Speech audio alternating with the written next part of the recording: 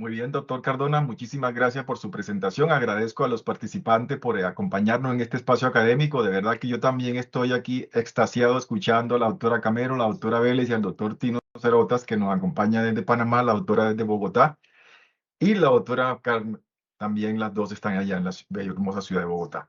Me han pedido que hable acerca de qué tratar con AIFU y con AIFEN en la mujer en la posmenopausia. Definitivamente estamos hablando de tecnologías y lo que tiene que ver con ellas nos compete el uso en todo lo que concierne a la mujer en la posmenopausia. Recuerda que nuestra población está envejeciendo.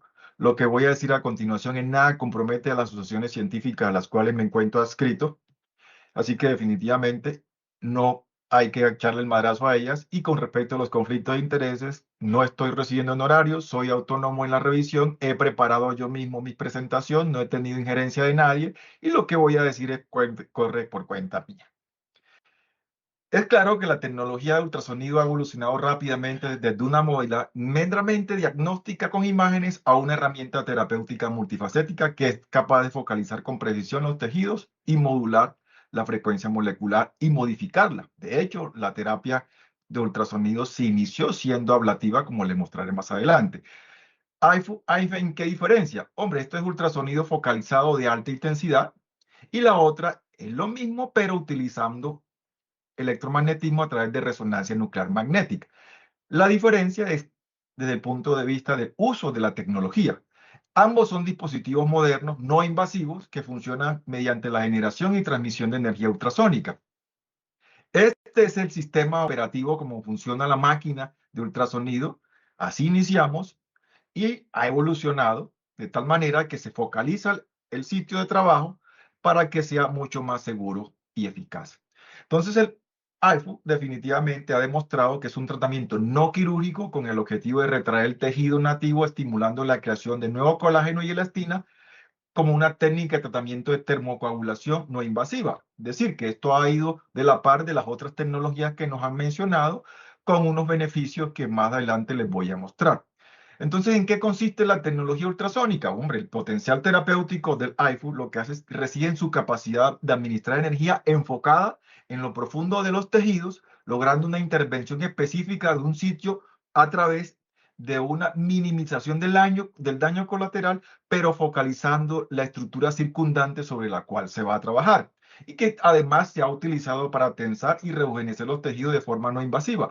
Pero citando las palabras del doctor Cerota, aquí no se está rejuveneciendo nada, se está mejorando el trofismo, la estructura local del tejido. ¿Qué otras características tiene desde el punto de vista de la tecnología como tal? El ultrasonido usualmente aplica ondas sonoras a frecuencias que son demasiadamente altas para el oído humano y no las detecta, que son más o menos superiores a 20 kHz. Pero las aplicaciones terapéuticas requieren una mayor potencia y frecuencias más bajas, que van entre 1 y 5 MHz. Los dispositivos ultrasonido que son utilizados con fines diagnósticos, como lo hacemos en la consulta diaria o en nuestro quehacer cotidiano, están entre 1 y 20 MHz. Pero cuando estamos hablando de tecnologías de ultrasonido AIFU, aquí estas emiten unas frecuencias que son de 0.8 a 3.5 MHz, es decir, que son bastante más bajas. Y si lo vemos en esta lámina, observemos lo que es infrasonido, lo acústico, y aquí estaría lo que es el ultrasonido de alta intensidad. En este sentido, estaríamos hablando del AIFU y del AIFEN.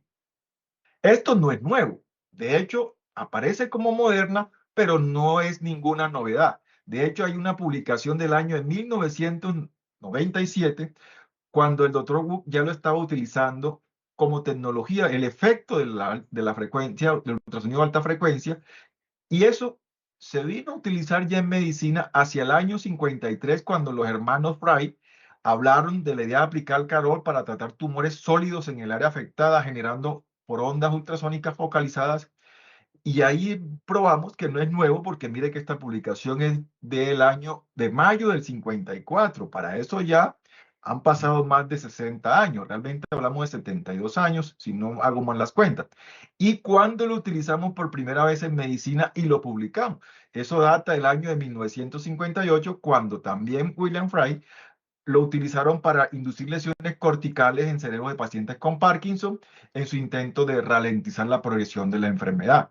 decir, que no estamos hablando de una tecnología nueva. Desafortunadamente se había dejado de lado porque no se había avanzado en otras técnicas de mejoramiento, de mejora de los daños colaterales, de la focalización de la energía, y esto pues hizo que se demorara un poco más para su utilización a posteriori. Sin embargo, en el año 54, 1954, se usó en neurología en animales. En 1980 ya se autorizó por la FDA en uso en litotricia. En 1980 empezaron los tratamientos de tumores sólidos en mama, en hígado, en páncreas, en riñón, en próstata y en tiroides. Y ya para el año de 1990 se suma la resonancia nuclear magnética en tiempo real para el tratamiento de los tumores. De hecho, desde el año siguiente empezaron a usarse en los miomas uterinos y en la adenomiosis en ginecología. Así que no estamos hablando de una tecnología que tuviera 1, 2 o 3 meses, como en realidad pareciera. La FDA aprobó en el año 2004 para su tratamiento en los miomas uterinos sintomáticos, y ya en el año 2016 en ginecología se siguen utilizando a nivel vaginal, en incontinencia urinaria y en el síndrome urinario de la menopausia como una alternativa más dentro de las tecnologías.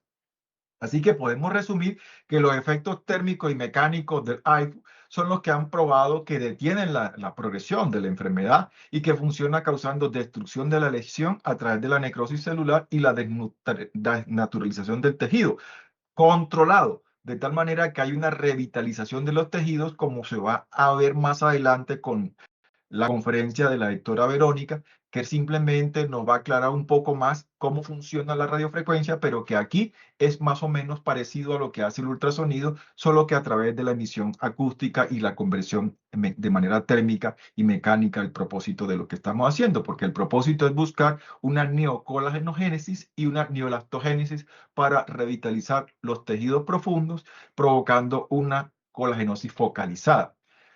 Se utiliza el rayo de ultrasonido, se absorbe la energía, se incrementa la temperatura y se hace la ablación, o de manera controlada lo que se quiera hacer donde vamos a trabajar. Eso es lo que se hace normalmente cuando hablábamos de los miomas, de la adenomiosis, de los tumores hepáticos y de todas las otras opciones donde se había hecho la focalización. Lo que se busca es que las ondas ultrasónicas se centren en el tejido objetivo, ejerzan una acción terapéutica con poco o ningún efecto colateral, porque está muy localizada en un punto fijo, que más o menos oscila entre 1 y 9 milímetros, dependiendo de la extensión que queramos trabajar. En ginecología, generalmente la AIFU pues indicaba para el tratamiento de los miomas y la adenomiosis, como le había mencionado, y eso ya data de hace más de 20 años. Y hay mucha literatura. Esta es la más reciente, pero esto hace mucho tiempo que se viene utilizando. Traje para ustedes lo más reciente con la intención de buscar la literatura más sólida que avalara lo que se está haciendo. Lo que sucede es que la tecnología focaliza, desnaturaliza la proteína y genera una necrosis por coagulación que es irreversible en el tejido objetivo a una temperatura que está por encima de los 60 grados centígrados, y ese daño tisular que es causado por el ultrasonido inicia dos mecanismos biológicos: la conversión de esa energía mecánica en energía térmica y el efecto de cavitación, que es lo que va a hacer todo esto que acá arriba les he mencionado, como es la desnaturalización proteica y la necrosis por coagulación irreversible controlada en un sitio fijo y definido. De hecho, esto ya data con estudios retrospectivos que han sido cada día más avalados, con poblaciones mucho más grandes, de más de 10 años, y con unos metaanálisis que cada día crecen más y que avalan otras opciones, como es la incontinencia urinaria, el uso en atrofia vulvovaginal y en otras opciones que les voy a mostrar más adelante. Entonces, en ginecología ya tenemos estos dispositivos que son portátiles, móviles, ya no tenemos esas máquinas que se usaban en anterioridad, que son específicas para la miomatosis y para la adenomiosis. Estos son los que tenemos en el momento y con los cuales disponemos para poder trabajar en nuestros consultorios. Son dispositivos de 4 o 5 kilos que se pueden mover sin tanta dificultad y que nos facilitan el trabajo. Esto es el transductor vaginal con el cual se trabaja en ginecología si vamos a hacer atrofia, lo que vayamos a hacer, como les mostraré más adelante. En fin, los cabezales están utilizados como cualquier aparato de ecografía. Tienen unas profundidades de 1.5, de 3, de 4.5, de 6, de 8, de 13 y 16 milímetros. Y estos son los cabezales que están disponibles para uso del iPhone en ginecología. Así es la penetración del iPhone: 1, 5, 2, 3, 4 y medio, 6 y 9. Entonces, en vagina, ¿cómo funciona? Pues lo que hace es que concentra la energía, como lo mostré en las otras imágenes, en una profundidad de unos 3 a 4 milímetros sobre la capa de la fascia, la mucosa, que vayamos a trabajar en el suelo pélvico mediante calor hacia la coagulación, lo localiza y tratamos lo que vayamos a tratar en su momento. Es lo mismo que hacemos con la mayoría de las tecnologías, como lo hacemos con el láser, solo que con unos dispositivos que tienen otras características, se hace una rotación como lo vamos a mostrar más adelante en la radiofrecuencia con la doctora Verónica, y más o menos el mecanismo de buscar el propósito terapéutico es el mismo, solo que con una tecnología ultrasónica.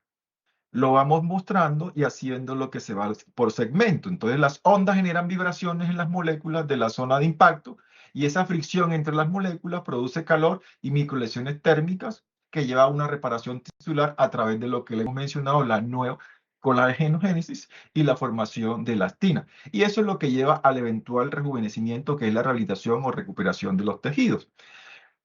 ¿Qué efecto genera a nivel vaginal? Mejora tono y elasticidad, produce ajuste o tensado vaginal, aumenta la lubricación, mejora la fricción y la sensibilidad, mejora la incontinencia urinaria. Vuelvo y reitero, no tengo ningún conflicto de interés, estoy mostrando una tecnología que está a la disposición del mercado y que podemos usarla en cualquiera de nuestras consultas. Desde el punto de vista de descripción del procedimiento, es ambulatorio, no requiere una preparación previa, la terapia dura de 20 a 30 minutos por sesión, no requiere anestesia porque es indoloro, la vinculación laboral o a las actividades o a la actividad sexual incluso es inmediata, la recuperación es rápida y completa porque es una cosa que funciona sin lesionar, sin generar daño y no produce sangrado, que es otra de las ventajas que está ofreciendo. Las sesiones pueden ser 2 o 3 en intervalos de 30 días y ya los resultados han sido prometedores con la poca literatura que hay del uso en ginecología más allá de la adenomiosis, más allá de la miomatosis. Resultados los tenemos entre 7 días y 90 días, es progresiva. 90% de los pacientes hablan de remisiones de los síntomas. La mejoría lograda persiste aproximadamente un año, pero tal como lo han hablado nuestros disertantes, la doctora Vélez, el doctor Cerota, la doctora Camero, estas no son resultados vitalicios. Hay que estar haciendo lo que llamaríamos una reprogramación de la acción, porque esto hay que repetir la terapia, como todo, si uno suspende, porque si hablamos, por ejemplo, de la atrofia geniturinaria, o del síndrome genitourinario, estos son progresivos e irreversibles si no los tratamos, de tal manera que esta es una opción más dentro de las otras alternativas terapéuticas, dentro de la tecnología, que nos está abriendo una opción para cada paciente de manera individualizada. Y los efectos adversos que hay descritos en la actualidad, pues realmente no son ninguno cuando hablamos específicamente de la atrofia vulvovaginal. Este es un interesante estudio del doctor Meyer del año 2021, en donde tomaron pacientes con síndrome geniturinario en la menopausia y encontraron que había un aumento evidente en el número y tamaño de los fibroblastos con un mayor número de vasos y células a nivel del grupo control. Entonces observamos el antes y el después y ahí vamos viendo que definitivamente sí se ven luces desde el punto de vista terapéutico, como todas las otras alternativas, tiene sus ventajas y desventajas. El principio operativo es la conversión de energía mecánica en energía térmica a través de la parte acústica del ultrasonido, y esta energía que se genera en puntos focales específicos es lo que genera la formación de colágeno y es lo que le he mostrado en la imagen anterior. Es un proceso que conduce a remodelación tisular y ayuda a restaurar la integridad estructural. Por eso tiene muchas más indicaciones en ginecología, como le mostraré más adelante.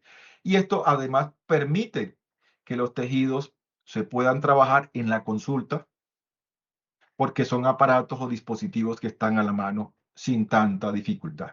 Entonces, el principio operativo es un enfoque ultrasónico de alta energía que provoca temperatura entre unos 65 y 75 grados centígrados en el tejido diana, y cuando la temperatura es superior a los 42 grados, los fibroblastos comienzan a producir colágeno y elastina, que es lo que lleva al proceso de regeneración tisular localizada, con puntos focalizados que se han denominado puntos de coagulación térmica, y en estos puntos es que la temperatura coagula, produce desnaturalización y contracción del colágeno para la formación de la nueva actividad tisular localizada. De tal manera que estos fenómenos de reparación se han llevado a que estas vaginas de antes sean así ahora, luego del uso de la terapia, y llevamos a que definitivamente la progresión del tiempo haya dado la razón a las tecnologías, tal como lo dijo la doctora Vélez, lo dijo el doctor Ota, lo dijo la doctora Camero, y al día, a fecha de hoy, lleva más de 1 millón de mujeres intervenidas con literatura probada, en crecimiento, mejorada, a través del uso en ginecología de la miomatosis, de la adenomiosis, la endometriosis, la lavación endometrial, la incontinencia urinaria, procedimientos estéticos, cáncer de ovario recurrente, síndrome de laxitud vaginal,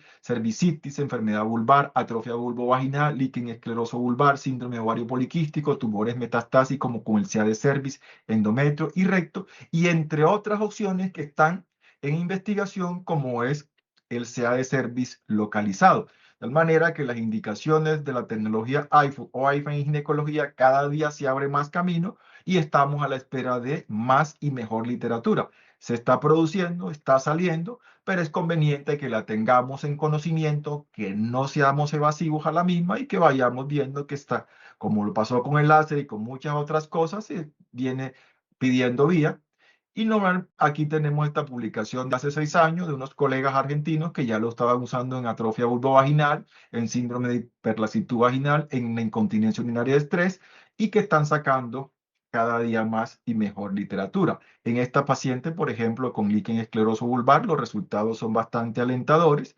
Pacientes que no mejoraban con las terapias convencionales, esta no es terapia de primera línea, todavía continúa dentro de lo opción y de lo experimental porque se están haciendo más y mejores investigaciones cada día. Lo que sí es claro es que la literatura viene creciendo, viene más siendo generosa. Mire esto desde el año 2009, ya estamos en el año 2026 y se sigue utilizando y publicando mucho más. ¿Cuáles son los parámetros que utilizan estas tecnologías? Pues potencia de salida de 0,1 a 1,2 joules, como lo veremos, es comparable prácticamente a lo que hace la radiofrecuencia. El rango de frecuencia de 4 a 10 MHz, con rango de enfoque entre 1 y 10 milímetros, y una longitud de línea de tratamiento focal que va entre 1,5 y 4,5 milímetros para uso en ginecología, específicamente a nivel vaginal y vulvar. Esto le da como resultado un efecto puramente térmico en un lugar no ablativo, y eso lo hace que sea bastante seguro. Sin embargo, hay contraindicaciones absolutas y contraindicaciones relativas. Dentro de las absolutas están los implantes dérmicos, los marcapasos o implantes metálicos, el embarazo, la lactancia, las infecciones o inflamación cutánea activa, el acné quístico y condiciones médicas graves o inestables como la cardiopatía, enfermedades autoinmunes no controladas y entre un montón que tendríamos que entrar a individualizar en cada paciente como todo lo que se debe hacer en medicina, específicamente con el uso de nuevas acciones terapéuticas. Dentro de las relativas, pues tenemos individuos menores de 25 años, que es cuestionable, por eso es relativa. Individuos mayores de 60 años, cuestionable, también es relativa por eso. El lifting reciente en tratamientos con láser en los últimos 12 meses consideran que es una contraindicación relativa, individualiza a su paciente y considera si se lo hace o no se lo hace de acuerdo a lo que encuentre. Fumadores o individuos con piel fotoenvejecida, como lo he mencionado, individualizando, el manejo holístico centrado en la persona, medicina de precisión, índice de masa corporal mayor a 30, laxitud excesiva de la piel, historia de afecciones que afecten la curación de la piel. Esas son opciones que son relativas, pero que en ningún momento van a contraindicar de manera absoluta el uso de la tecnología. Les traigo esta a nivel urogenital porque es una publicación reciente que no tiene sino un año. Y estos son los otros campos que vienen mostrando a nivel vulvovaginal como una opción terapéutica dentro de las otras opciones disponibles. En incontinencia urinaria también ha demostrado algún tipo de efecto y hay publicaciones que datan desde el año 2018 y que se vienen enriqueciendo con literatura más nueva en los últimos años. Complicaciones, pues sí, el iFood es generalmente seguro y eficaz, pero tiene sus complicaciones. La mayoría de esas complicaciones son leves y transitorias y muchas veces no es culpa de la flecha, sino del indio, como le iré mostrando más adelante. Suelen resolverse en cuestión de horas o días sin necesidad de intervención médica y las aplicaciones frecuentes en intervalos cortos podían provocar complicaciones no deseadas. Por eso hay que ser muy preciso. Mencionaba que 2 a 3 intervenciones con un espacio de tiempo de más o menos 30 días entre una y otra. ¿Cuáles son las complicaciones que han sido reportadas con mayor frecuencia con el uso de ultrasonido focalizado de alta intensidad? Pues el dolor focal, las molestias leves, fiebre, quemaduras, hinchazón y dureza en el área. Estas quemaduras van desde la grado 1 hasta la grado 3. Por fortuna, la grado 3 son menos del 1% y muchos han sido por complicaciones asociadas a una inadecuada selección de las pacientes y de personal no entrenado. Hipopigmentación, hiperpigmentación de la piel, equimosis, eritema, entumecimiento, edema. Y algunas complicaciones graves, poco frecuentes, pero significativas, son la configuración incorrecta del dispositivo, que es lo que ha llevado a las complicaciones que mencionaba, experiencia insuficiente del profesional y evaluación insuficiente o inadecuada de la paciente, lo que decía la doctora Vélez. la mala selección del paciente, porque ahí es cuando fallamos, cuando no hacemos una adecuada selección del paciente, ya sea por sesgo, por intereses económicos o porque simplemente no tenemos el conocimiento para aplicar la tecnología. Mire que hablábamos del iPhone hace más de 20 años. Esta es una literatura que fue publicada en el año 2000, cuando ya estábamos hablando de los efectos adversos y asociados a las complicaciones con el uso de esta tecnología. Naturalmente que ya se ha venido hablando más en la parte estética, porque fueron los dermatólogos los que más experiencia nos han reportado con respecto a ella, pero ya también nosotros en ginecología tenemos ensayos clínicos, tenemos revisiones sistemáticas, tenemos metaanálisis y les traigo esta que es la más reciente, publicada en el año 2024, en donde se evaluaron un montón de pacientes con unos resultados bastante claros en donde nos están haciendo saber cómo es la razón por la cual estamos fallando. De ahí entonces surge esta reflexión y es que utilizar los equipos y dispositivos avalados y autorizados, además de tener estudios propios con material no rudimentario, es la primera condición para usar las tecnologías. De eso nos habló la doctora Vélez y lo dejó muy claro. Utilice los equipos y los dispositivos que están avalados y que están autorizados y que además tienen sus propias investigaciones para que nos hablen de los rangos o de las acciones operativas para no entrar a fracasar o a generar daño. Si usted utiliza un equipo que inventó o que creó, recreó en el patio a través de YouTube, lo más seguro es que vaya a generar daño a un paciente. Y ahí está lo ético frente a lo comercial. Ojo con esa parte. Los médicos deben utilizar tecnología solo después de una capacitación adecuada y en eso hemos sido enfáticos en los últimos 20 años, sobre todo con el uso de las tecnologías. Esa vieja enseñanza de ver uno, hacer uno y enseñar uno, a menudo utilizada por los médicos en formación, ha desaparecido en pro de la seguridad del paciente y de los principios éticos de la no maleficencia. Por otra parte, la capacitación debe construirse adecuadamente para que los profesionales aprendan eligiendo a sus pacientes paso a paso, como nos los han mencionado todos los conferencistas que me han precedido, correspondiente a su propio nivel de habilidad, para que no vaya a saltarse el paso a paso que mencionaba la doctora. Primero gateamos, luego caminamos, luego corremos y si podemos, luego volamos. En conclusión, el mecanismo principal de la tecnología del iPhone es convertir la energía acústica mecánica en energía térmica y como resultado crear efectos biológicos locales, neoelastogénesis, neocolagénesis, para mejorar el aspecto tisular. El iFu puede replicarse en tratamientos ginecológicos con seguridad y eficacia garantizadas, y la tasa de efectos secundarios ha disminuido significativamente con el desarrollo de la técnica y el aumento en la experiencia de los médicos, la curva de aprendizaje que tanto hemos mencionado. Para finalizar, les recuerdo que el rechazo a las tecnologías, así como el entusiasmo hacia las mismas, es el resultado del desconocimiento e ignorancia de estas. Estudie y capacítese, pero proceda con prudencia. Ejerza su trabajo bajo las líneas de la ética profesional y la integridad como persona. Y por favor, no confunda emprendimiento con tráfico de falsas panaceas. Recuerde que ese paciente que tiene al frente, más que un cliente, es una persona que puede ser su familia. Y próximamente le estaremos publicando esta revisión en el futuro inmediato acerca de las aplicaciones del ultrasonido focalizado de alta intensidad en ginecología, como es el iPhone, en los próximos meses. Muchísimas gracias. Doctor Gustavo. Muchísimas gracias, doctor. Muy amable por tan excelente conferencia. Creo que como siempre ha sido claro, ha sido muy ilustrativo y con mucha enseñanza para todos nosotros. La conferencia que continuamos son indicaciones de radiofrecuencia en la vulva y la vagina de la mujer mayor. ¿Sí? De la doctora Verónica García Bedoya, de la ciudad de Medellín. La doctora Bedoya García es ginecostetra de la Universidad del CES, es especialista en ginecología estética y funcional y regenerativa, especialista en la aplicación de energías en ginecología, especialista en piso pélvico de la Universidad Nacional. Le damos la bienvenida a la doctora y a la siguiente conferencia.